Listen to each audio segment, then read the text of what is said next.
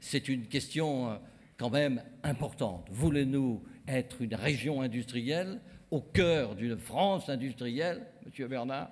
Oui, et voulons-nous être une Europe industrielle? Bref, il n'y a pas eu de guetteurs aux frontières de l'Europe, c'est clair, notamment de guetteurs pour l'industrie textile, pour laquelle nous avons été et nous voulons être aujourd'hui, toujours et à présent en première ligne. Et il nous faudra bien, puisque peut-être il n'y en aura pas dans les prochaines années, nous souvenir du CETI, faire vivre le CETI, au nom de la résilience, prendre appui sur le CETI pour que le fameux triangle formation, recherche, innovation, pour que les mots magiques, clusters, jouent pleinement leur rôle. Et c'est ce rendez-vous que nous célébrons aujourd'hui.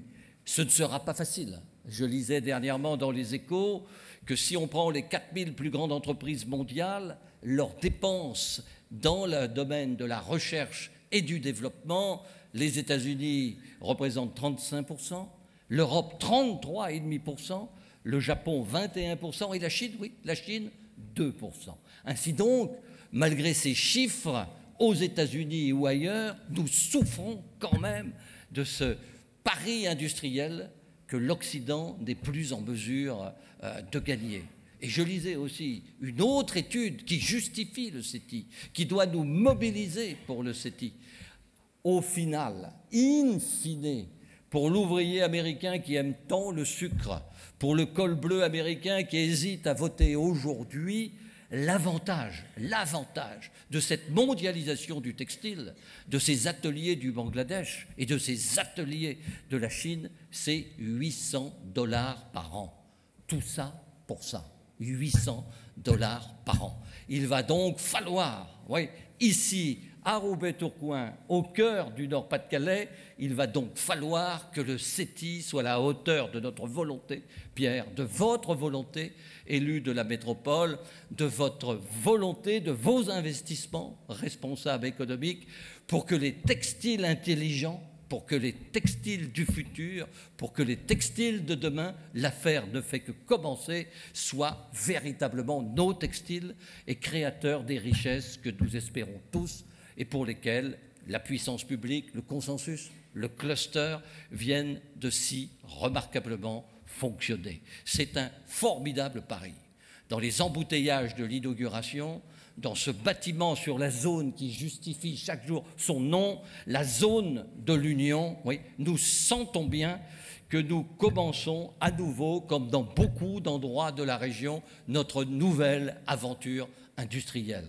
Et que, culturellement, nous avons peut-être ce petit plus qui, à côté du World Forum des entreprises socialement et environnementalement responsables, peut nous permettre de réussir. Oui, culturellement, nous sommes unis pour ce destin, pour cette aventure et pour ce défi. Mais je ne vous oublie pas, Monsieur le Président du MEDEF, et je ne vous oublie pas, Madame le Ministre du Travail. Bien entendu, il faut sûrement nous en donner les moyens. Et en tant que parlementaire, j'ai bien entendu parler aussi du choc de compétitivité. Et je me dis que puisque nous importons chaque année pour 35 milliards d'euros, il faudra que ce choc de compétitivité s'appuie pour nous sur cette base. À nous de trouver la solution qui taxe les importations. À nous de faire que la plateforme britannique ne soit pas, avec 24% de charges patronales au niveau des cotisations sociales, un nouveau porte-avions qui, à quelques mètres de nos côtes, nous inflige une concurrence impossible. À nous de bien concevoir pourquoi le modèle rhénan est le seul qui résiste à la crise. À nous, avec ce plus culturel, dans le Nord-Pas-de-Calais, de savoir exactement ce que nous voulons et de savoir exactement où nous allons.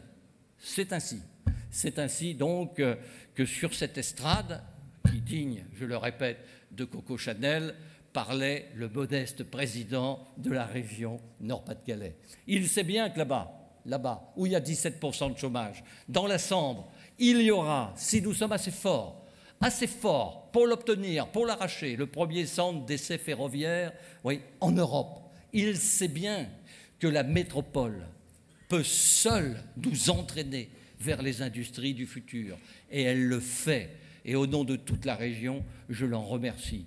Il sait bien que l'aquaculture est aussi, cher Philippe Vasseur, le Boulonnais, une des solutions complexes, difficiles, qui fera de Boulogne toujours la première plateforme de transformation du poisson. Il sait bien, au fond, que nous avons besoin, comme vous le démontrez aujourd'hui, de ces greffes quotidiennes, permanentes, qui évitent le rejet le plus culturel et qui changent l'ADN du Nord-Pas-de-Calais. Nous savons tout ça, vous le savez, et j'espère que comme cet après-midi, nous aurons la volonté, nous aurons la force et nous aurons la joie de régulièrement le proclamer. C'était un beau jour, le ciel était bleu, vous étiez tous là, la métropole rayonnait comme seule elle est capable de le faire, et la conclusion s'imposait. Vive le CETI.